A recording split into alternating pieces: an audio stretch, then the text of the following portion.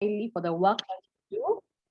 I esteem you very highly for the work that you do. And so it gives me great privilege to share with you my thoughts and my experiences about the mental health of healthcare workers. All right. So I don't know if you can see my screen. This is a day in the life of a healthcare worker in the COVID time. Can you guys relate? Yeah? This is what the last 1 year has been for most healthcare workers. There's that. Yeah? I don't know what emotion these pictures are eliciting in you. I don't know if these pictures are taking you somewhere, but this is where many of you have been for the last 1 year. If a picture would have 1,000 words, if a picture could say something, this has been the life of healthcare workers. True or false? And like Rose said, I want us to engage, guys. My name is Kendi. I want us to engage. Counselors tend to talk to people. I wish there was no COVID. I'd be seeing all of you. Does this look familiar? Can anyone share with me if this looks familiar? Yeah? Can you see the emotion, the pain, the fatigue? This has been the life, all right? The days of a healthcare worker can be described in many ways, and I know I'm in the company of some very senior healthcare workers. We can say it is an emotionally tiring job. Isn't that true?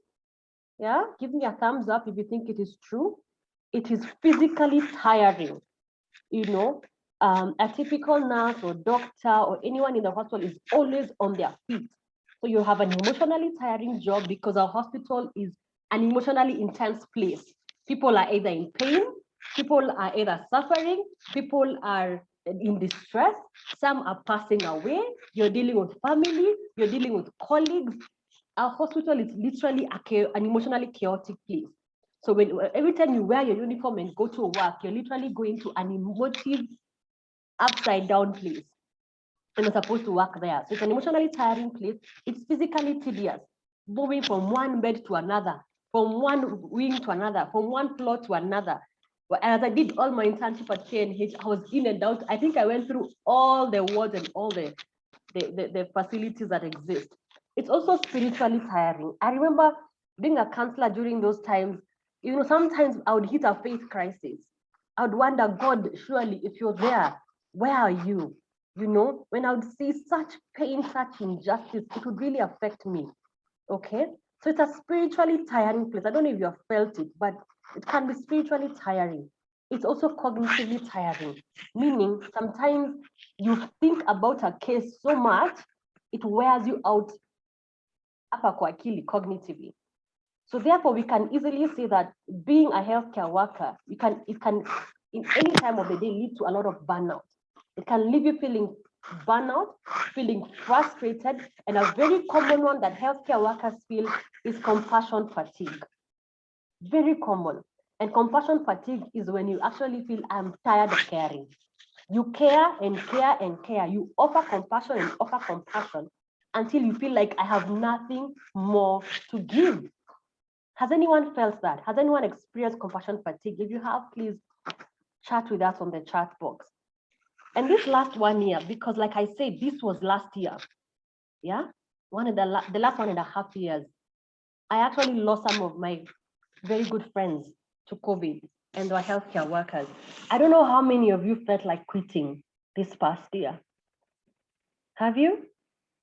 I don't know how many felt like getting an early retirement. If you did, I would not throw any stones at you. I completely understand.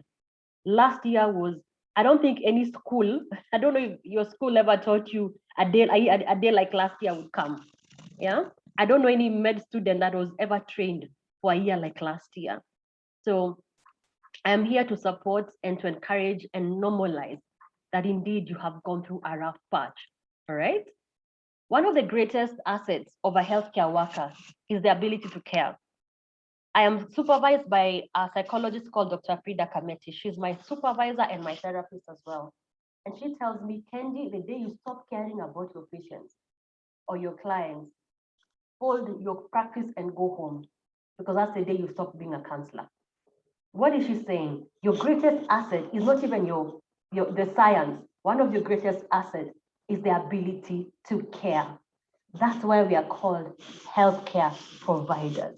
More than anything, even if you don't understand the case, at least care. But my question after last year is, how do you care when caring has gotten so painful? Sometimes you care about patients the whole day in the clinic or the hospital, and when you go home, your own family is in pain. How do you care when death is all around you? Yeah?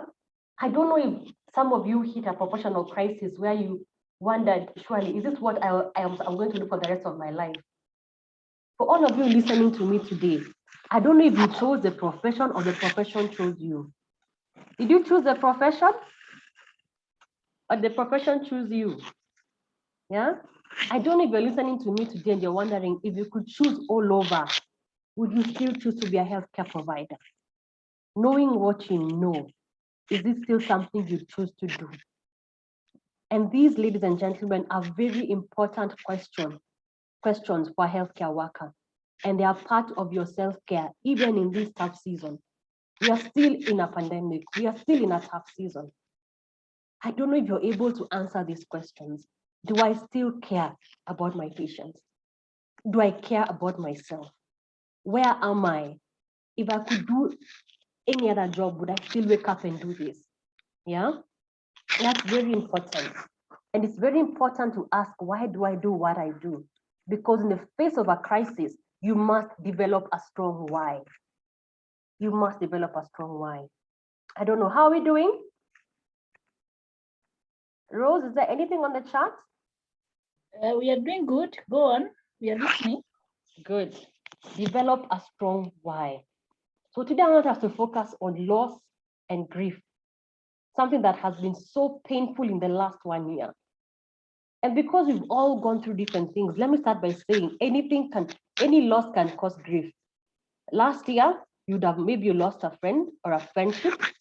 Through the pandemic, someone may have felt, oh, you didn't check on me, well, you should have checked on me. You know, I live alone. You know, I'm widowed. You know, you never checked on me. You are busy at the office.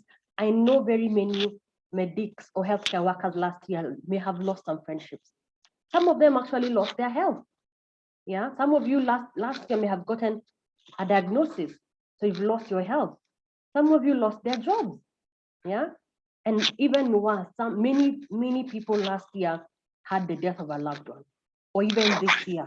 Yeah, we've had so many suicides. We have so many people who not only some attempted and some actually committed suicide.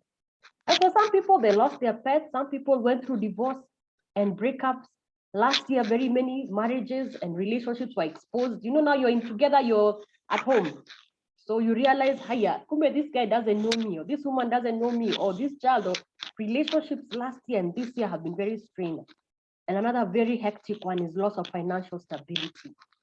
These last 2 years, I think life has been on its head. And anybody that seems to say that life has been okay is lying. The last 1.5 years, even now, have been very, very tough. And many people have given up. Many people have hung in the towel. Children have been unable to cope with the uncertainty of this life. People that thought life will go left and life has gone right. Many mortgages have been unable to be paid. People have lost homes. It has definitely been a tough season. Ladies and gentlemen, loss is very painful, isn't it? It's very, very painful. It's excruciating painful. But can I tell you the truth? Yeah, loss is a normal part of life. Ladies and gentlemen, as long as there is birth, this is where I am, there shall be death. All right? The thing about death and the reason why it's so painful, we don't know how, we don't know when, and frankly, we don't even like to think about it. Yeah? Our historical, cultural, and religious beliefs play a very big role in hindering or helping us cope with death or even normalizing it. Yeah? Even when I say death is normal, people look at me very badly, but it is actually normal. It is a normal part of life. It's just that it is so very painful. So please note, even as I say that loss is normal, and at some point, all of us will experience loss. I am not minimizing loss, I am normalizing it. There's a difference between minimizing and normalizing. And why am I normalizing? I am normalizing so that we can be able to talk about it freely and say, listen, death will come. loss will come. You see all these things, loss of friendship, loss of, I'm sure if I asked us on this chat, raise your hand if at least one of these things has happened to you last year. I'm sure everyone will raise their hand.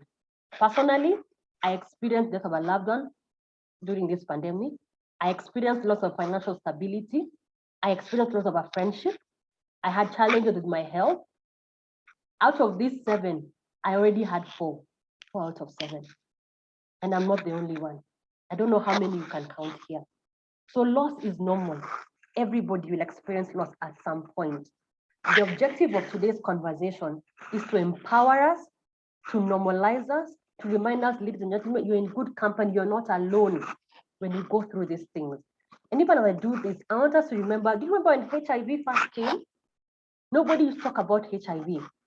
And we've come such a long way trying to normalize the idea of talking about HIV. And I think it has really helped because the uptake of the ARVs has really improved. And nowadays, HIV is no longer what it was when it began. And I think this pandemic has exposed our weak areas as a society. And one of them is dealing with grief. We've not been able to deal with grief very well as healthcare workers and as normal people. So I want us to get used to talking about it. Yesterday, on Sunday, I was speaking at a church. And again, I was just talking about death and saying, you know what? For us Christians, if our Savior died, so shall we. It's part of life, but it's not easy. So I'm encouraging us in our homes, in our families, let's normalize that tough times will come. But when they come, what do we do? I'm going to share with us that shortly. But before I do that, let me differentiate these 3 words. There's a difference between grief, bereavement, and mourning. Okay? So grief is the normal process of reacting to a loss. If you work in a hospital, you have seen grief. Grief is that immediate reaction, the screaming, the lie, no, it is not true, the banging, that grief, that sudden shock, that loss, that reacting to a loss, that is called grief. And we all grieve, whether you're reacting to the death of a loved one, or the loss of a relationship, or a business. Last year, people lost businesses, people lost homes. Yeah, that is called grief. Bereavement, though, is the period after a loss. Yeah, it's the period after a loss during which grief and mourning occurs. It's the time spent in bereavement for the loss of a loved one. And it depends on the loss and the level of attachment. So when someone comes back to work that they've lost a loved one, they're still in the bereavement season. All right. And mourning is now the process by which people adapt. So you can be mourning by cutting your hair, I'm mourning by wearing black, I'm mourning by giving. So mourning is greatly influenced by cultural beliefs, practices, and rituals. All right.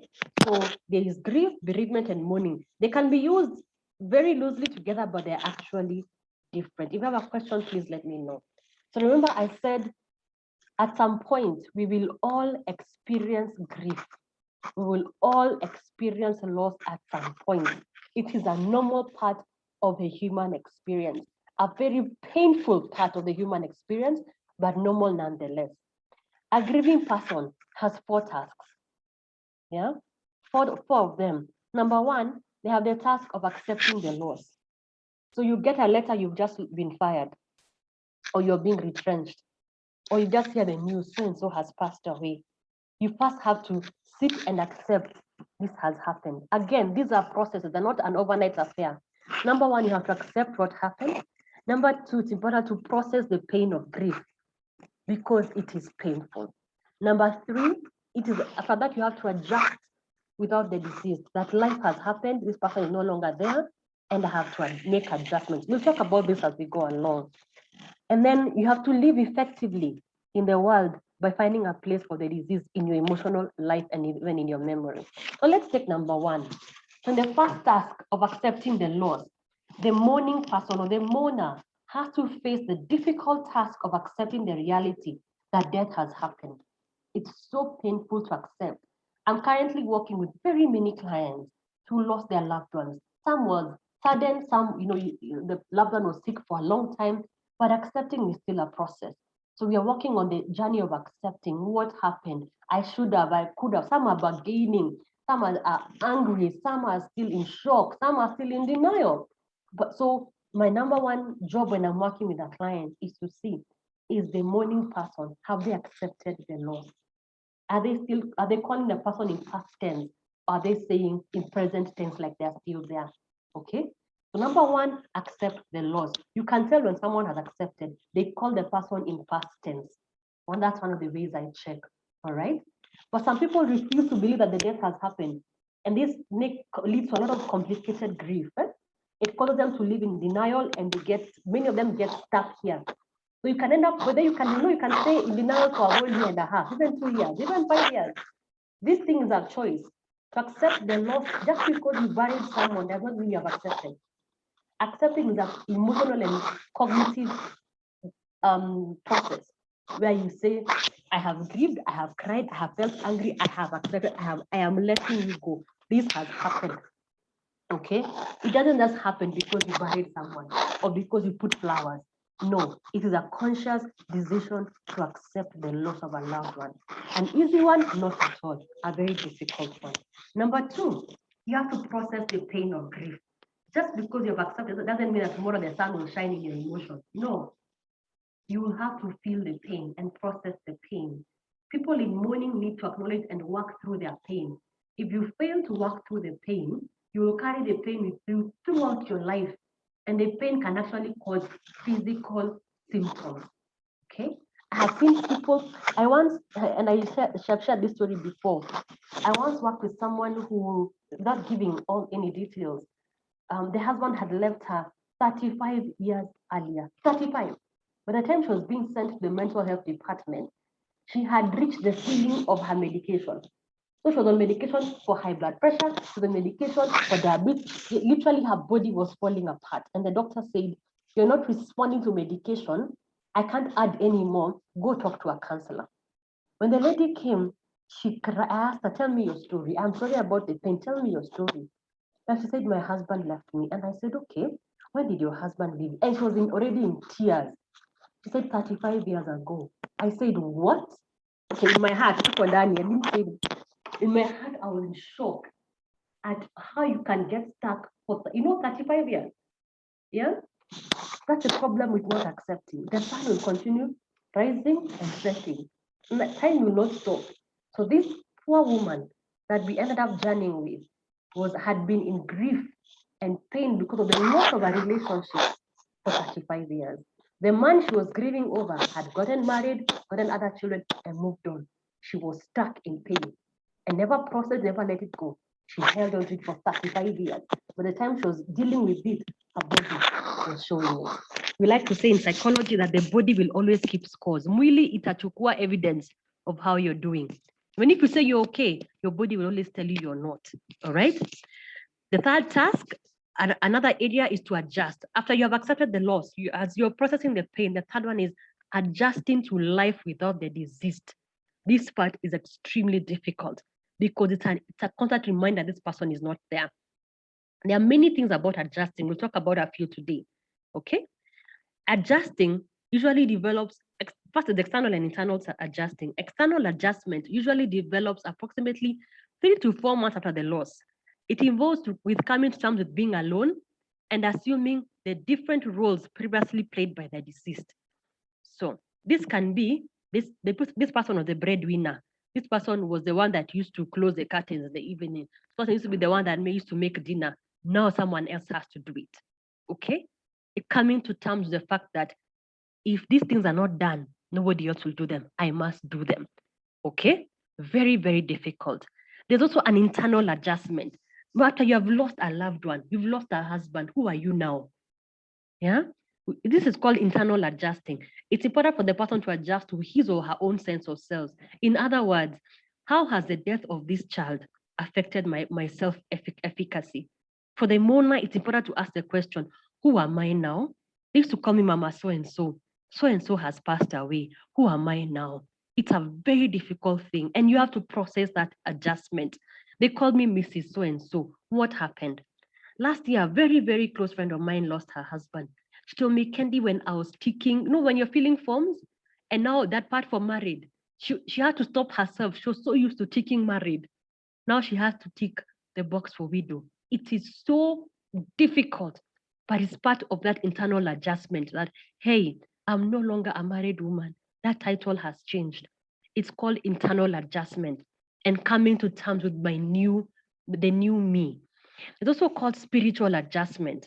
It simply means addressing the adjustments one has to make in the world, to make of the world in the absence of the deceased.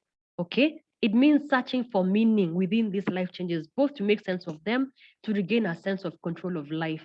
Sometimes when you lose a loved one in such an injustice way, like I worked closely with the victims of terror, both Dusit and Garissa, some of the places where we're getting stuck is, what kind of world is this where someone can come and kill my son in his office? That was so painful for so many parents. What kind of world is this where terrorists come and kill my children, my daughter, while she's in university? She was not stealing, she was not a criminal. She was killed in school, and that can really mess up your spirituality and your sense of justice in the world. But it is important to address, how do I now see life after such an injustice has happened to me? Have I lost all hope? Have I become cynical? Very, very important. Okay. After this slide, I'll ask Rose to tell me if there are some questions. So when we talk about adjustments, I want to break it down to smaller ones. So we have practical adjustments. I said, physical adjustments, where a man now has to learn to do things his wife used to do: cooking, ironing, finding his own socks. Married women know the part they play in their homes. Or maybe a woman now has to learn to take her own car to the mechanic, negotiate and buy her own spare parts. Yeah. For some who have lost children, it is, now I don't have a child to cook for, or maybe you took such good care of a sick loved one, you now don't have someone to take care of. Ladies and gentlemen, part of accepting is being willing to relinquish those tasks that you used to do and acquire new ones. It is so hard, but you have to relinquish the tasks. I no longer have a child to cook for. My child passed away. My child committed suicide. My child was sick or was hit by a car. I no longer have a husband to cook for. Either he left or he married another woman. Because I said loss is not just death. Loss is also ending of relationships. All right. So you have to adjust practically. Don't stay in denial like the person is not there. All right. Number 2, emotional adjustment. Grief will mess you up. Grief is not a joke. And those who have grieved know it comes in waves, like waves of the sea. Grief will affect every area of your life. You will experience emotions with surprising intensities. Clients have told me, Kendi, I can be somewhere and a song plays and I fall apart, And I find grief is very mannerless. It doesn't care where you are. If it hits you, it'll hit you with surprising intensity. So emotions like crying, confusion, difficulty concentrating, a sense of fear, restlessness, being irritable, being so sensitive, small things are really offending you, are normal. Remember, we said we're normalizing this thing. You are normal, and it is part of the grieving process. Okay, someone asked me after burying their father, Kendi, I don't even want to go to church. Is this normal? I told her, for you right now, for the next few months, the abnormal is what is normal for you. Things will not be normal for the first few months. As you get used, as you process, as you grieve, do not expect normal from yourself. Things will be a bit difficult, okay? Then you have physical adjustments. Grief will affect your body, just like it affects your mind. So you can experience extreme fatigue, you can lose your appetite, you can have difficulty sleeping, especially for those who are mourning, is so difficult. Yeah, you can keep having a dry mouth. Please, if you're experiencing these symptoms, please see a doctor if they persist, or especially if you have an underlying condition. You could possibly be having, something else that is being triggered by the stress of grieving, because grieving is stressful. Please see a doctor if your symptoms persist. Another very important one that we never talk about is social adjustment. Okay, grief may affect your ability to regain your social engagement. Imagine moving from Mr. and Mrs. to Miss so and so. You can move from being a couple to a single person. I've had people tell me, Kendi, I used to go there because I was Mr. and Mrs. Now, how do I go alone? Everyone there is in couples, But then if I go alone, I only have one chair. I'm alone. It's so difficult. Even when you go through a divorce, people say, I no longer hang out with my couple friends because I feel odd. I feel strange. So, and I don't have single friends anymore. I've gone through a divorce. I am alone. Okay. How do I hang out with my married friends and they are there with their husbands? How does this work? I keep being reminded that I'm alone. So it's very difficult to adjust to your new status. That is normal. Okay. It may affect even going to schools if you've lost a child. Like even to this week is opening day for many schools. It may be so difficult for someone who has lost a child. All right. So some of the adjustments that have to happen.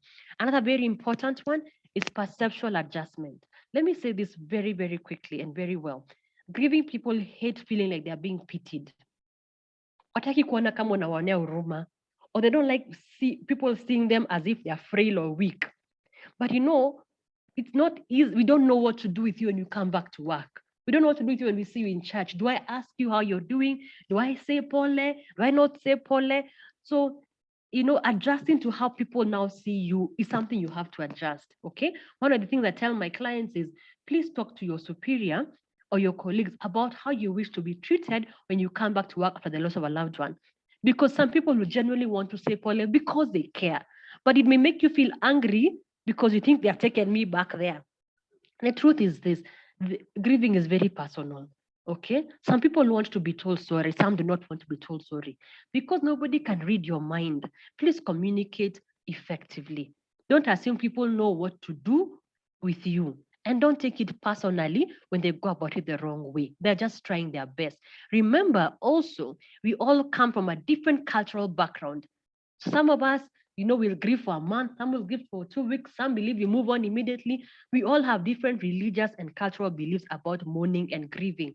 Please communicate to your loved ones what you expect. Communicate to your colleagues, your seniors. Do an email. I'm coming back to work. Thank you for your support. Please, when I come back, this is how I prefer to be treated. If I need any help, I will ask for it. But going forward, please allow me to go back to my normal routine. Say you want normal routine if you want normal routine. Okay. Say you want half day. Say you want lesser duties if you don't think you can handle it normal. Don't assume they know you need lesser duties. So please remember to communicate if you're here to your loved ones and colleagues how you want to be treated. All right. One of the challenges I find with healthcare workers when they're going through grief and loss is learning how to take that care and energy and time that they give to their own patients to give to themselves. And people say, and I agree with them, healthcare workers make the worst patients. Ni ukweli? Ukweli ama uongo?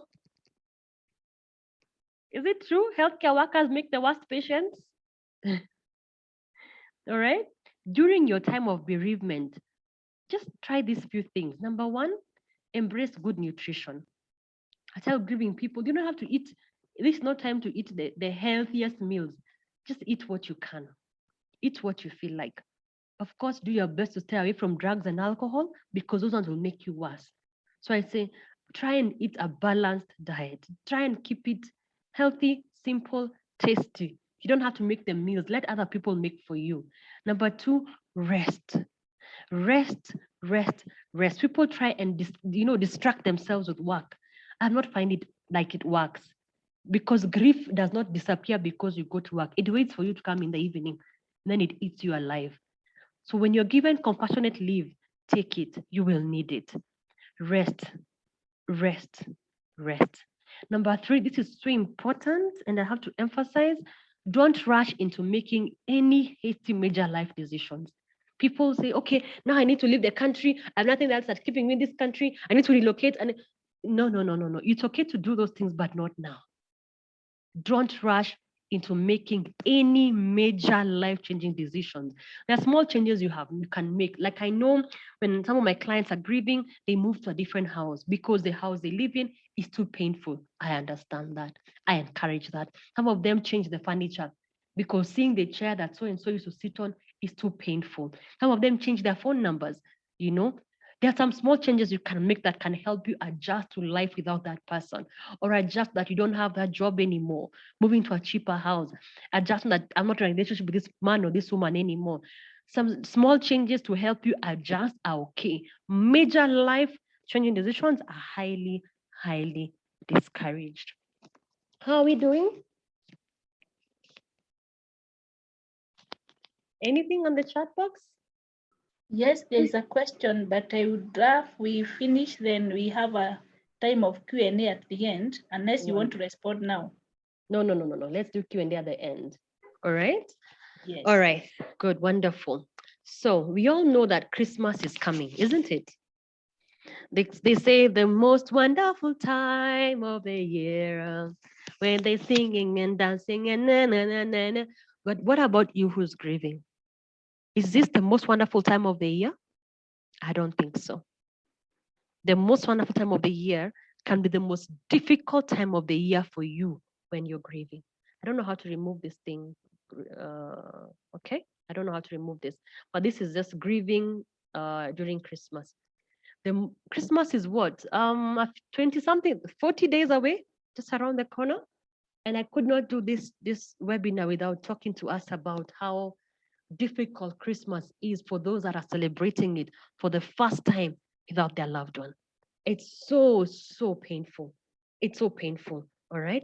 The wonderful time of the year can bring a lot of pain. Why? Because for the first time, or even maybe the second time, you have to see an empty chair where dad or mom or your son or sibling used to sit. They're no longer there. An empty bed for the first time. Children that used to come for Christmas are no longer coming. An empty car seat, an empty car, or even an empty house. Okay? For the first time, you're going to feel the emptiness. Why? Because during the holidays, there's no work to distract you. There are no colleagues. Everyone has settled home. So you're very aware of what is missing in your house. Sometimes I've seen clients tell me, Candy, I wish I could just sleep and wake up in January. Can I just wake up in January 2022? Honestly, yeah? But that is not possible. That is not possible. Part of the adjustment is adjusting to holidays without your loved one. I don't know if any of you here has an experience of Christmas without the loved one, but it's very, very, very difficult. When you have experienced a significant loss, Christmas must be made very difficult for you. So what can you do now that Christmas is around the corner and you've lost a loved one? Yeah, what can you do? Just do what you have the energy to do. Maybe you're those people who during Christmas you shop, you cook, you call people, you're the one who does gifts. Maybe you're known as the queen and the king of Christmas. This time you're grieving, you don't have the energy to do that. That is okay. That's some of the adjustment I'm talking about. It is okay. Adjust to the season you're in. Do what you can comfortably do. Stick to what you can do this Christmas. You don't have to kill yourself to do what people expect you to do. They know you as the one that is happy, and maybe sometimes you don't want to look like you're actually hurting. You want people to think you're okay. So unajikaza, you pretend that you're okay. That's not encouraged. That's highly discouraged. Do what you can. Stick to what you can comfortably do while you're grieving. Another very important one is redefine your expectations of the season. Realize that you are responsible for your own happiness. I know you can think, oh, nobody has called me, nobody, people don't even care. They said in the funeral that after my husband has died, that they'll stand with me. Nobody has stood with me. The reality is, when people say that because they are also grieving with you at that moment. But once they leave that funeral, the reality is a few will stand with you. Many of them will move on with their lives. That is just the reality. You have to redefine your expectations. Okay? Some will invite you to their house for Christmas. Some will not remember you're even grieving. Okay? Don't expect people to come to your rescue. If they do, wonderful. If they don't, manage your expectation of the season. Okay? Not everybody understands where you are. Do what makes you happy in this season. Do it. If you just want to stay home and watch TV, stay home and watch TV. If you don't want to travel home because the grave is too fresh, don't travel. It is okay. If you want to go to a children's home and give back because you lost a child, or that's something that your loved one used to love to do that. Do what you can do in this season. This is an unusual season. I said the abnormal is your new normal, and for a while, so it's okay. Another important one that I tell clients, it's okay to relive the memories of your loved one. Even when you get together with people, instead of pretending or avoiding talk about them, find a way of talking about them. Find a way of celebrating them and still acknowledging their death. Yeah? You're celebrating that they lived, but still saying they're no longer here with us. I find that, Africans have a culture of silence. So we avoid talking about it. That doesn't make it go away. Talk about the one that left. Talk. Ulali tuacha, talk about them. Call them by name. If so and so was here, would have eaten a nice nyamachoma. If so and so was here, remember that Christmas, remember that, find a way to celebrate them while still acknowledging their death. So we are celebrating them. Some people even light a candle as a family and say, some, can have spiritual prayers done. God, we thank you for the time you give of this person. As we're still healing, as we're still hurting, we ask for your comfort, especially in this season. We remember the many more that are grieving. God, we ask for your comfort. So you can find ways. Some even, go and plant a tree over Christmas just to celebrate that person and acknowledge that they're not there anymore. Some can make t-shirts saying, have a happy Christmas in heaven, depending on your belief system. So don't let Christmas be something that you say, I will not think about that person, because the truth is you think about that person a lot, more than you want to. You will think about that person during Christmas.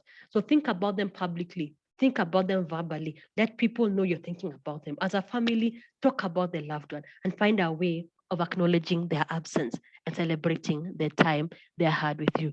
Don't be afraid of talking about the deceased. Find a way of celebrating their life. Light a candle. Pretending the person is not missing will only make you feel worse, will make you more nervous, will make you more uncomfortable. Okay? It's a time to help others in need. Reconnect with your spiritual roots this Christmas, even as you remember the person who's no longer there. Okay? I also wanted to talk about, what can we, as healthcare workers, even as we go through this pandemic, hopefully, we know it'll wind up soon. What can we put together? What can we put in place for healthcare workers? Yeah. Like I said earlier, a healthcare worker's office is not like a banker's office.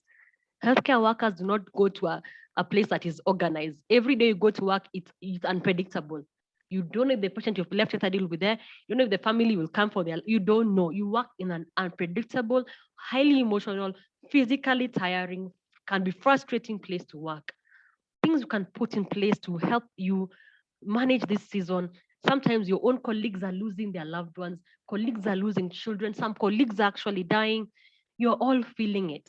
Some of the things you can put in place to help you manage this season: number one, morning meditation. You can decide as a team, as a department, as the nurses in this wing, or the doctors in this wing, or the social workers, wherever you are as healthcare workers, have morning meetings before a shift. Meditate, stay in a bit of silence, pray.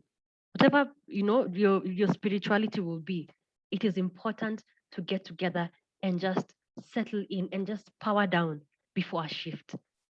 Enjoy each other's energy, share your thoughts, share your concerns, share your heart with each other before a shift. Okay, that can be put in place internally. You can just agree that before a shift, as a shift is changing, say hi to each other, pray for each other, have a moment of silence for each other, meditate, encourage each other. Very, very powerful, just to have that team energy. Number two, you can also put in place in your department. This is something we recommend, monthly supervision with an external supervisor. Let someone from the outside, come and talk to you. Find out how is work affecting you. Me as a therapist, I have regular supervision, as I said. Why? Because I don't live in an island. Yeah. And my supervisor always wants to know, Candy, how is your work affecting you? And how are you affecting your work? Okay. Because there's a dual relationship here. The counselor, the woman, Candy, the person, affects the counselor, and the counselor affects the woman. The same way the woman affects the nurse. If the woman is not okay, the nurse will not be okay. The nurse is not okay, she will affect the woman, okay? Or the doctor or whoever. So how is my day-to-day work affecting the person? And how is the person affecting my day-to-day work? Supervision is so important, okay? Let someone check in on you. Another very simple things you can do: light candles for some heavy cases, sit down and just process heavy cases. Let's not be human doings, we are human beings. So we have to be human. So light candles for some heavy cases, debrief with one another as you light those candles. Did we do our best for this patient? Sometimes you can be carrying unconscious guilt as a healthcare worker and you don't even know it. You're just carrying it unconsciously, asking yourself, yet you can actually ask someone in the office, or in your team, did you do our best for this patient? How did this patient's death or the death of a family member affect us as a team? Now that a colleague has died, or the child of a colleague has died, how has this affected us? How are we? Light candles for those moments, commemorate those moments. Don't just be rushing over highly emotive moments. Sit and process them. Be human with them. Feel them. Talk about them. Okay? Number 4, very important, get support from each other. Please, I beg you, I beseech you, enhance good working relationships in the office. Relate well with each other. Hold each other's hands. Nobody understands what it's like to be a healthcare worker more than your colleague. That healthcare worker next to you, I think there's a picture here that can show us that. This one. This is what I'm trying to say. Be there for each other. Nobody gets it more than you do. Even this one. Nobody gets this feeling more than you do. So I enhance good working relationships. If you lead a team, this is no time for teams to be fighting. This is no time for leaders to be clashing with their colleagues. This is a time to get together, to work together, to care for each other, to hold each other's hands. You're like a battalion, like an army in the war. You leave no man behind. I love military movies. They always say, leave no man behind. Even if someone has died, you don't leave them in enemy territory. They drag your body out of there as they're bleeding themselves. Don't leave your colleague to bleed in the office. And if someone is reaching out to you, ukipendwa pendeka. Let me say that very loudly. When someone reaches out to you, be reachable. Don't push people away when they want to love you. Don't push people away when they want to care about you. They are coming to share in your human experience. They're not coming to judge you. Yeah? Trouble will come. Problems will come. When they come to you, they'll come to someone else another day. Yeah? When they're in your house, let people hold your hand. The next day, you'll be the one holding someone else's hand. The other one is encourage regular counseling sessions. Whether you're going to do sessions, see a counselor as a group, as an individual, embrace therapy, embrace counseling. The days of staying in kazi ya wazungu imeisha. Yeah? WHO says people commit suicide every 40 seconds. Someone in the world has committed suicide. Every 40 seconds. The numbers in Kenya are hitting the roof. We cannot be putting our head in the sand. We have to embrace a culture of talking and saying, this is where I am drowning. You don't have to tell everybody your business, but tell somebody. Somebody, have a counselor, have a friend, have someone you can be naked and unashamed and say, I know I look okay, but I'm drowning. The cases of seeing doctors committing suicide is breaking our hearts. Yeah? Because we know by the time we train a doctor, by the time you train a consultant, by the time you train a nurse, by the time all those experiences have just, all that experience and knowledge has got down the drain. And someone could have gotten help. It's not right. It's not fair. Let us have good uptake of counseling. Number 6 is very personal to me, and I'll share it. You don't have to take it. It's not found in any book. This is something I had to adopt as a healthcare giver. On a personal level, let me encourage you to do this. You don't have to do it, but these are my very, very personal thoughts. Develop a healthy, balanced philosophy on loss. Let me say that again. As a person, sit with yourself. And if a philosophy is a way of thinking. Yeah? Develop a healthy, balanced philosophy on loss. Let me tell you a bit about my philosophy on loss as Candy. As Candy, after working in so many places, the place I began working on my philosophy of loss is when I worked in the pain and palliative department at KNH. Those months I worked there, as I served as a psychologist there, I came face to face with so much suffering, pain, and loss. I had to sit and ask myself, what do I believe about this? Yeah. And I had to come up with a philosophy about loss. And when mine says this, number 1, loss is normal. Number 2, death is normal. I too will die. I tell when I'm speaking, especially in churches, because I'm a Christian, there's a verse in the Bible that says it is appointed for every man to die once and then judgment. I believe that scripture. I keep saying one day I will be in a box, me as Kendi. So I keep asking myself, what will be said of me? How have I lived my life? I learned from a wonderful lady called Dr. Munyoro. She used to head the department at the time. If you know her, please say I said a big hello and I honor her. She said, Candy, you die the way you lived, so live well. So for me, as I worked there, I picked up so many things to think about my own loss. Am I ready? Have I lived well? Have I normalized death even for myself? Am I living well? Or will people have to lie about me in my funeral? Will they lie about me? And let me tell you, death is not for the dead. Death is for the living. So whenever you go for a funeral, ask yourself, what is my response? What is how am I living my life? Am I healthy? Am I balanced? Am I cynical? Am I happy? Am I doing my best? Do I do what I enjoy to do? Am I living my purpose? Yeah? Am I emptying myself? Do I enjoy what I do? Do I have good relationships? Am I angry? Am I bitter? Am I living or am I a dead woman walking? No, you can be a dead woman walking, or a dead man walking, because you have carried issues, you have carried problems, you're just heavy laden, you know? So over time, I'm developing a philosophy on loss. I'm telling myself, I pray that I don't die prematurely. I pray that when my time comes, I'll have done my part. I pray that I live a good life, that I have good relationship. I'm conscious about living because I have no control over death. I have no control over death. So I am very particular and deliberate about how I'm living my life today. So on a personal level, as a healthcare worker, as you interact with loss and grief and pain, consider your own story. Develop your own balanced philosophy on loss. Talk to your families. Talk to them about life. Talk to them about death. Because you see it. Other people don't see it. You see it. Okay? Rearrange your life. Organize your life so that you are actually living, not just existing. Okay? I hope you're doing well. Finally, I want to give us a few tips.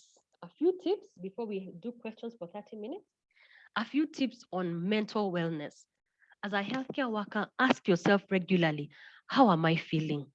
Niko aje? Before you jump into bed and just sleep, have a few minutes with yourself, because how you feel matters. How am I feeling? Am I sad? Am I angry? Am I irritable? What feedback am I getting? Are patients irritating me? Why am I irritable? Sit with yourself, We consume so much knowledge. News, gazeti, news, tuko news, umeangalia mpasho, umeona, you consume so much content. When do you ask yourself, how am I feeling? Because how you feel matters, okay? Your feelings are data. I tell my clients, feelings are data. They will tell you where you are or what you've been thinking about. Number two, have and maintain, not just have, maintain a good social support system. If people are your friends, make time for them. Don't say you're a friend, you don't even know where they are. Maintain a good social support system. You will need it. Yeah? Woe unto you if you walk alone. You will need a good social support system. Good friends act like sounding boards, and they will keep you sane during tough times. I have friends who I call and I cry. Tunakaa nalia too properly. I cry, I wail, and then I feel good. Yeah, that is, they are there for me. They know can be the woman, not the therapist, the woman. Okay, the person. I can tell them anything, and I know they will cover me. They will hold my hand. I can call them at 3 a.m. and they'll pick my call. They're not many. You can't have many, just a few that I can be myself with. That I can ask them, am I going mad? How did these people treat me? How did I, sounding boards. Number 3, know who you are and know who you're not. Yeah. As a healthcare, as a psychologist, I don't see everybody. I don't think I'm called to save the world. I know who I am not. I know clients that I do not see. They're not for me. Okay. So one of the best ways to know a balanced healthcare worker, especially in my industry, a psychologist, is to ask them, who don't you see? Over time, you'll know who your people are. You'll stick to your lane. It's so that you do not burn out. Stay where you have the energy and the ability and the natural gifting for. In Christian circles, we say, go where you're graced to perform. Number 4, have a balanced life. Balance is one of the ways I know someone is okay. If I find anybody doing the right thing too much, I know they're running away from something. You are not only, you're emotional, your feelings, you're physical, you have a body, you're professional, you have a vocation, you're social, you have friends, and 5, you're spiritual. All these 5 areas need to balance. Not that you're just spiritual, you don't care about your family, you don't care about, you're just hiding in spirituality. No. You have a family, you have a job, you have friends, you have emotions. Okay, you cannot say, me, I don't feel anything, I just know God will come. Even God expects you to cry. He says, I carry your tears in a bottle. For those of us who are Christians, we know that. So plus you have a physical body. Exercise, take care of that body. You only have one. Watch what you're eating. Okay, And I asked about our jobs. Do you enjoy what you do? Do you still enjoy what you do? Or have you stopped enjoying it? You're just dragging yourself. Because what we do will affect our mental health. So I hope you do what you enjoy, that adds energy to you, that fulfills you. Actually, the word is fulfilling. Do you have a fulfilling profession? I keep saying, even when I'm tired, I am energized by clients. I love to see clients grow. I love to see healing. It's what I'm made to do. Yeah. If you give me an injection, I don't know how to do. Yeah, I'm not a physical doctor. I don't know. That's not my area. But the hearts and souls of men, I love to deal with them. It's an honor to be a psychologist, a complete honor. So remember, you are emotional, check on your emotions, your physical, check on your body. It's sending you signals. You have backache, stomachache, you are a working pharmacist, something is wrong. Professionally, if you're not going up the ladder, you need to ask, am I still doing what I enjoy? Socially, do you still have friends? No one talks to you anymore? Did you cut off everybody? And finally, you're a spiritual being. I keep saying there's a day you'll need a force and a power higher than yourself. You will need a force bigger than yourself. So you need a spirit, some form of spirituality. Number 5, learn to say no to what you don't want. No is a complete answer. In Africa, we are not good at saying no, especially women. We're just saying, no, just say yes. Imeisha, sema tu ni sawa. No. If saying yes will hurt you, say no. Okay? For every no you say, you'll be saying yes to yourself. For every yes you say, you'll be saying a no to something else. So remember, every no has a yes. Every yes has a no. When I said yes to give this talk, I said no to seeing a client at the same time. So every yes has a no. Every no has a yes. Okay? So learn what to say no to. Establish boundaries. Remember, we come from families. Just because I'm a counselor doesn't mean I come from a family of counselors. Yeah, sometimes we have relatives or families or spouses that are not good. But you can't run away from family. Yeah? You can't run away from your mother, mama yako. So when you're related to toxic people, what we do is we establish boundaries. So establish boundaries, okay? So that you don't keep saying on a firing line. Establish boundaries with your toxic relatives. Number 7, I'm almost done. Make no apologies for who you are and what you believe in. Live a life consistent with your values. This is who I am. This is what I believe. Not to be arrogant and condescending of others, but to be who you are. Be who you are. Me, I am a psychologist. I am a Christian. I am a mother. This is who I am. Okay? This is who I am. This is what I do. Number 8, read. Read, read, read. Read on your area of interest. There's so much. We live in an information age. Read. Watch things. There are TED Talks. There are YouTubes. If you're struggling in an area, the days of saying I don't know are no longer there. Read about it. Google it. I don't know is no longer an answer. Check it out online. Your phone is a walking. You have all the information you can get on your phone. Even I want to cook pilau, I just say how to cook pilau on YouTube, and I get it'll show me how to cook pilau. I may not be the best, but it'll give me an idea. Another one is establish and maintain hobbies at whatever age. Don't tell me, I'm too old to find something enjoyable to do. Remember, I said balance. Find hobbies. Do you guys love to go dancing? When's the last time you did something you enjoy? Go dancing. Put music and dance in your house. Hang out with your friends. Talk to a counselor as often as possible. All right? Talk to a counselor as often as possible. So that's my talk. That's who I am. Before I invite Rose to ask the questions, I want to say this is where I am. I'm a counselor. This is our office. I work at KNH Center in Upper Hill. I'm inviting anybody that wants therapy to come. This is our office. If you are a psychologist, a counselor, a coach, a psychiatrist, you just want to see clients privately, you don't have an office, I lease out my office, for only 1,000 for 2 hours. You can see as many clients as you want, charge whatever you want. I'm okay. Yeah, I realize in the season of this pandemic, I have to hold the hand of other healthcare workers.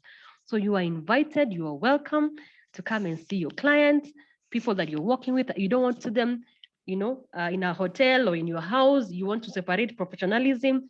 You are welcome to come to KMA in Upper Hill. The details are there.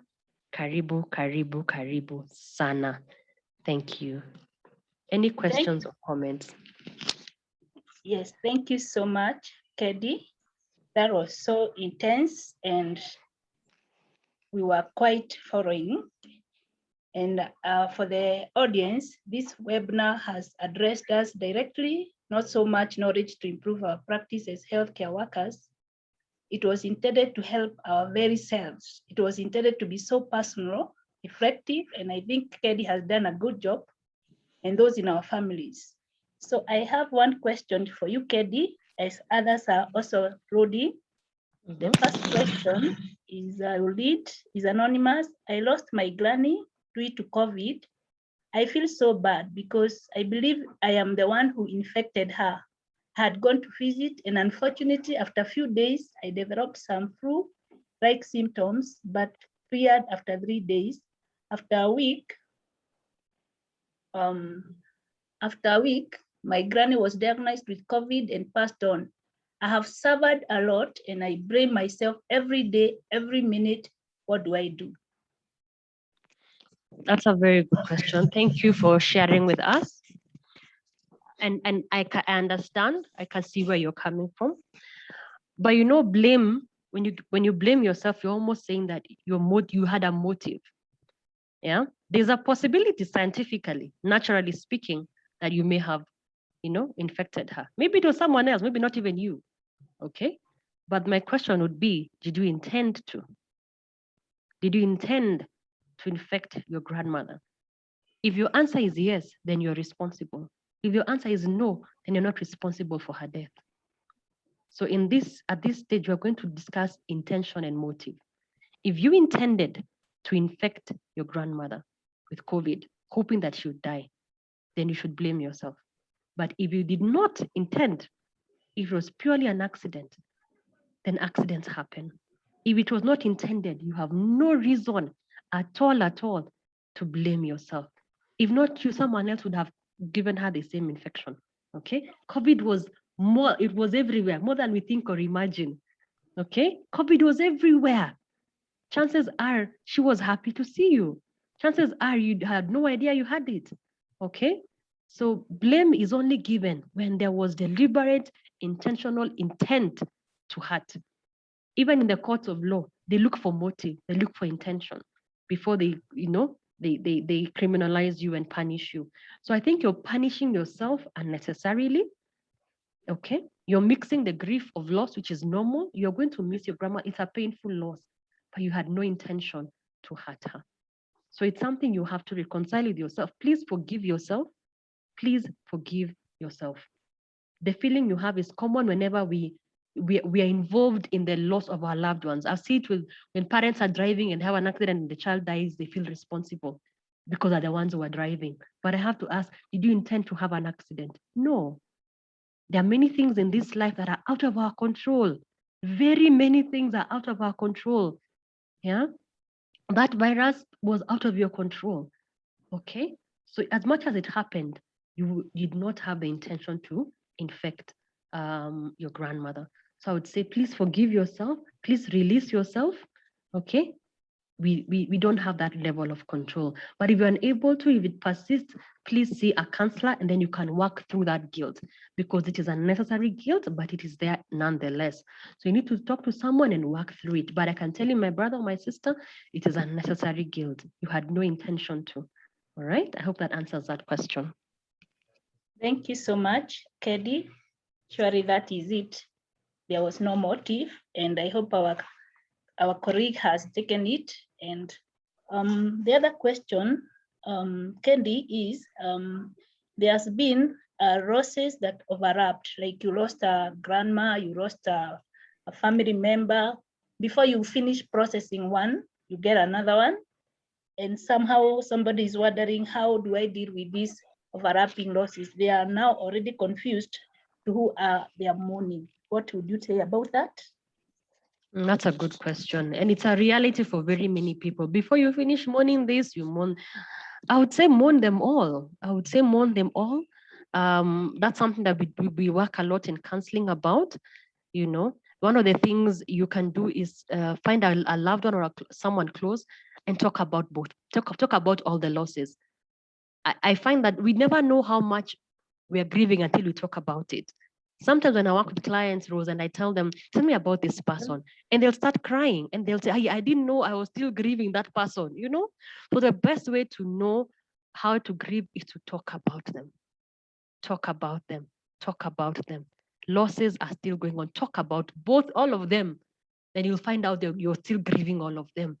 And talk, write them letters. Sometimes we say, write them goodbye letters. Write each of them goodbye letters and just talk to them. Very, very important. Talk about them rather. That's how you mourn even multiple losses. All right. But when it comes to multiple losses, I'll highly encourage that you speak with a counselor. All right. Because multiple losses can easily lead to complicated grief. So in that case, I highly encourage as you get your psychosocial support from your peers and your friends, please see a counselor about that. Because you can end up becoming so sad and so you can lose hope on life because of back-to-back losses. That's something I would highly encourage that you seek professional help for. There's a process and a system that will help you process all those losses. Yeah. Absolutely, that's it. Because the people in our lives, they all have a special place. They all mean different to us, and it is important to seek to bring closure for every member or friend in their own special ways. So that seeking help, and we really want to thank you for asking such very intimate questions. And it's important to ask yourself, how am I feeling? Where am I at since it's happened? How long since? And I'm still feeling, are there some improvement in my feelings? When I talk about this person, I break every time, and this other person. So we encourage us to take personal responsibility, personal reflective. Ask yourself, where am I at? What am I feeling? What then you'll be able to know, when do I need to take a step and seek for counseling? Another question, Kedi, is the feeling of wanting to isolate. I don't want to go for social gatherings. I don't want to attend others' close friends' burial because I've just left the other day. I was in this burial, then another one. I feel I don't want to attend no more burials. I don't want this mourning mood. And then after that, I feel guilty. I have let down my friend. I didn't go for their mom's burial and they came for mine, or something like that. What would you say about that? You remember I talked about some adjustments. You remember social adjustments, perceptual adjustments? Remember I said that emotional adjustments? I talked about after you go through a loved one, you'll never be the same again. A part of you has been wounded. You will heal, but you're not the same person. Yeah, especially at the early stages. So it's okay as part of your own recovery and healing to be able to say this. Remember, I also talked about learn when to say no. If you feel going for another funeral at this time will mess me up, then you don't have to attend the funeral. What you can do is go and see your friend after. Yeah? Go and see and just be honest with them, be candid and say, you know what? I was unable to attend the funeral. It was too painful for me. But allow me to come and comfort you. Allow me to come and see you after. Just tell them the truth.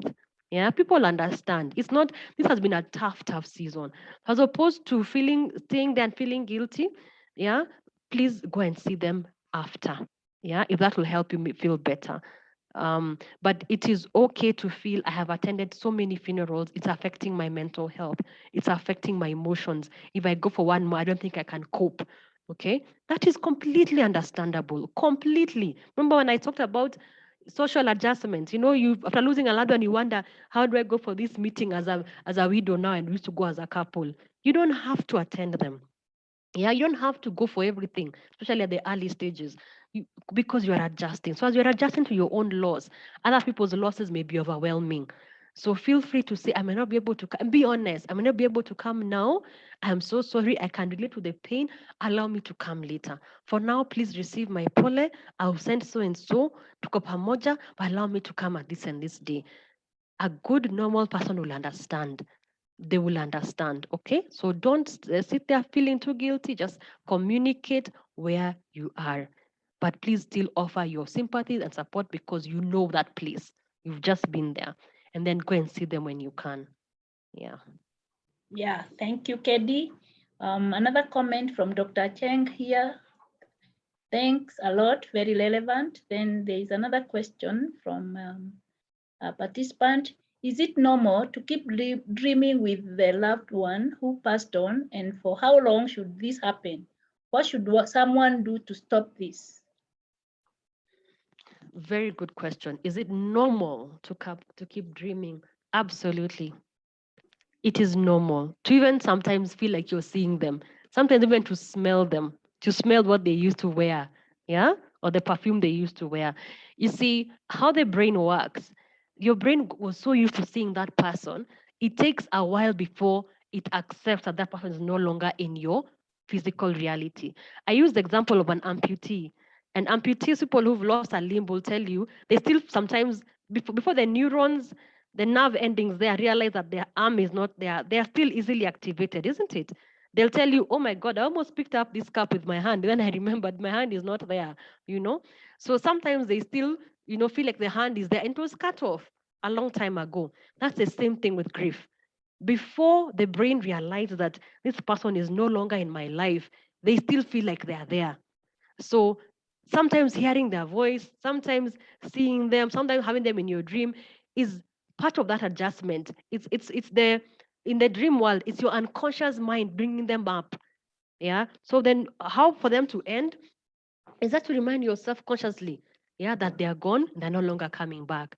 They are gone, they're no longer coming back. If you're a person of faith, you can pray about it, and ask God to help you. If you're a person of faith, for the dreams to no longer come, because you're not in charge of your unconscious world, right? You're not in charge of your unconscious space. But if you're a person of faith, you can pray about it. But it is absolutely normal. For the first few weeks and months, it is normal. The friend who lost a loved one, my friend who lost her husband last year, she told me the first time her car had a flat, she called her husband, who she had buried, called him and waited for the phone to ring.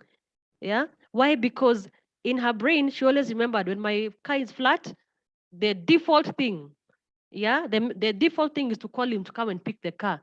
And she realized, oh God, I'm calling a dead man. Yeah. And she broke down into tears. Part of that, what I talked about, physical adjustment. Now she has to fix her own flat tire. So these things are normal. It is just your brain and emotions adjusting the fact that this person is no longer there. So dreams are normal. Yeah. But the less you see the person, the less the dreams will come, because of now your brain will get less and less impact and input from them. Yeah. Thank you, KD. That's right. The stimuli, because it's still stored, will keep Yes. coming back, but you expect that with time, because the stimuli, you're not seeing the person, you're not talking, it will delete. The memory you have for that person will delete with time. Absolutely. We're going to the end of the questions. If in case you have any other, we're coming almost to the end. There's this one thing coming up, the feeling of numbness. Is it safe? Being emotionless, you just feel you have like exhausted every emotion that you could show for the next person who dies, who is close to you, you feel you have no more tears. You feel, is it normal to feel numb? No more emotions? To feel numb happens, but it is a predictor that you have not been processing your losses. You have been burying them. Think about it. When a patient says, I can't feel my legs, is that normally a good thing or a bad thing? When a patient comes to the casualty and say, I cannot feel my legs, is that a good thing or a bad thing? It's a bad thing. So when you cannot feel your feelings anymore, it's a bad thing. You're supposed to feel. Remember, I said my therapist told me, Candy, the day you stop as a therapist feeling the pain of your clients, you have stopped being a therapist. Me, I even cry sometimes. I would tear in my sessions. The day I stop being moved by the pain of others, I'm heading to the psychopathic world. I'm supposed to be moved by the pain of others. That's why I process. So you're becoming numb, you have not been processing your losses. So you have being numb is a coping mechanism. I don't want to feel anymore. It may look like it is okay, but the problem with being numb is the day you need to feel, you'll fall apart. You'll not be able to control your feelings. You understand? Yeah. Or you'll be unable to enjoy both positive and negative emotions. All right? Because numb means you're numb to both. The reason why we say process, so that you can enjoy life, so that you can feel. A healthy person should feel a broad range of feelings. You should be able to experience both good and bad. So the reason I can have a good day is because when I had a bad day, I felt it, I processed, and I let it go. So you keep on emptying. So if you have reached numbness, it means umekuwa sasa umekaa ngumu and you're approaching an emotional death. So you don't want to do that. Please talk to someone. You have a lot to process. It's a very bad coping mechanism, especially for a caregiver. Especially for a caregiver. Yeah. Absolutely. Another question, I think they are now loading quickly, so I'll just read without much ado. Is confidentiality becoming a barrier for healthcare workers seeking counseling session? Where? In my private practice, no. Maybe in the hospital, maybe Rose can answer because I don't practice in the hospital anymore. In the private practice, I work with a lot of medics. So they have no problem. But I find sometimes they have a problem, sharing their challenges within the hospital because of social problems and hierarchy. And so indeed, maybe that's something that needs to be looked into. In many leading hospitals, many of them don't find it easy to talk to the in-house counselors. That's why I talked about having an external supervisor, someone that comes from outside. I find that people are more comfortable with an external supervisor or an external counselor than an internal one because of that fear of exposure, because of feeling like I shared with this counselor, now here they are, in the same ward, they're talking to that other nurse, what are they telling them about me, all those things. So maybe more privacy. People want privacy and they may feel that the fact that you're in the same hospital, they feel a bit uncomfortable, but that's something that can be discussed further. Yes, in the hospital, like Kenyatta National Hospital, you have what we call employee assistant program, where the staffs we go to the counselors, the psychologists who are already set there to attend. But maybe the fact that this is a person that you have worked with, you've been with them for the longest, and you feel now when I go and open up, being naked before them, how do they take it? I think it's a matter of trust of the client or the healthcare worker going to the other counselor. But as all the psychologists and counselors in our training, confidentiality was a must. You are not going sharing somebody's story out there. It is a crime. And should you even actually know somebody has breached the confidentiality of your case, that is something that is not acceptable. It can even go legal because it is supposed to be private with somebody's life. So I think it can be both ways. Maybe the client, the healthcare workers feel it's not easy for me to talk to an Rose or somebody that I know, what will she be thinking about that later? But I can assure you, for those of us who are practicing, confidentiality is something we found that we keep. All right, the next one is, how long should one take to clear belongings of a loved one, especially a spouse? Things like clothes. Candy?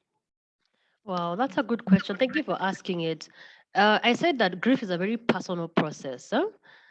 So we give we give people up to 1 year to decide what to do with the clothes. Some people come back from the funeral and immediately remove them.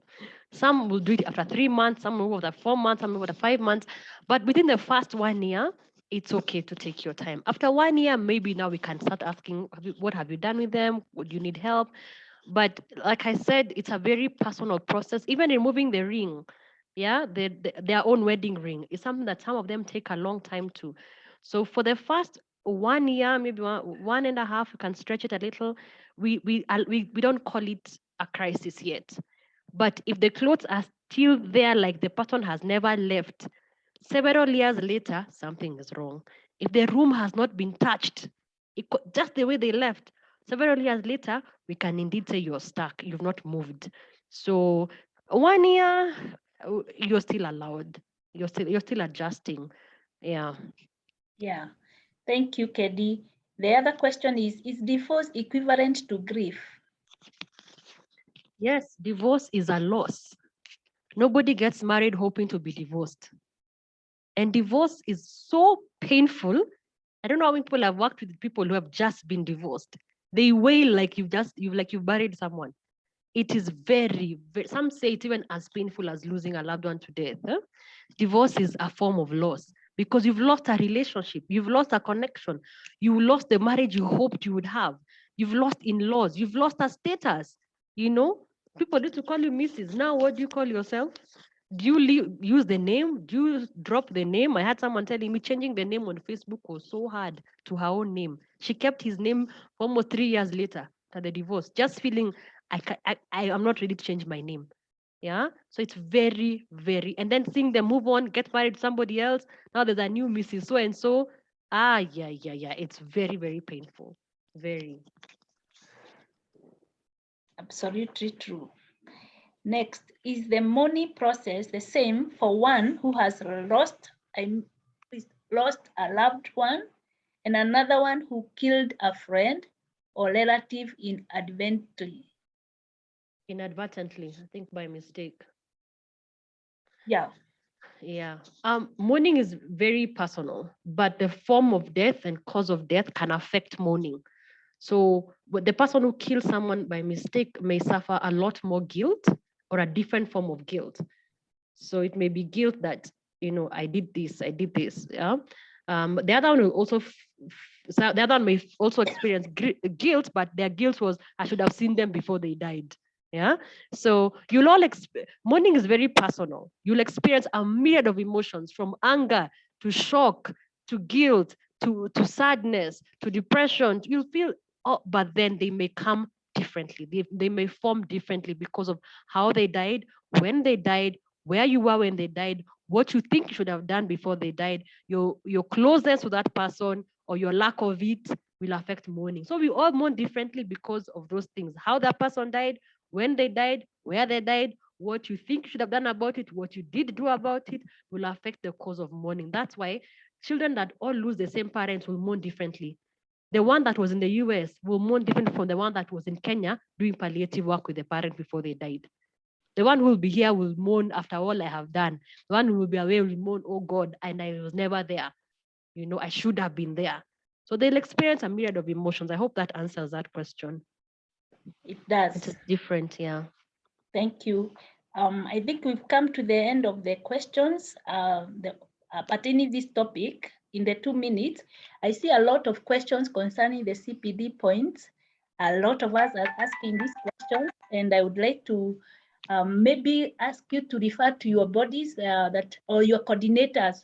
If you're farm tech, if you're like the PB members, the farm techs, the physiotherapists, just get to your coordinators.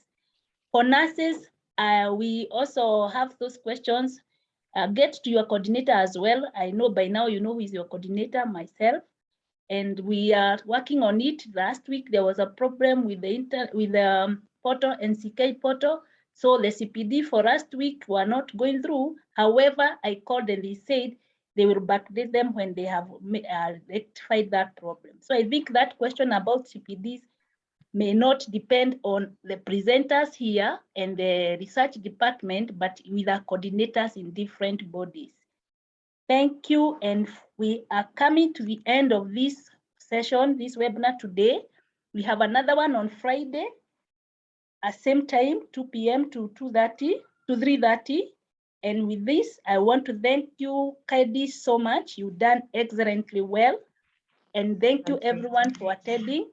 And also my thanks goes to Dr. Kinothia and the entire team in the research department, Kenyatta National Hospital, for continually and tirelessly hosting these webinars that are very, very informative. And today it was just like a group therapy or a session, because we have also come very personal. We have asked the right questions, and this is what was intended. So thank you so much, and over to you, the research department, whoever is on the other side.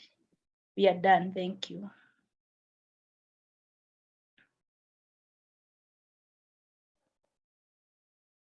Mr. Mwenda?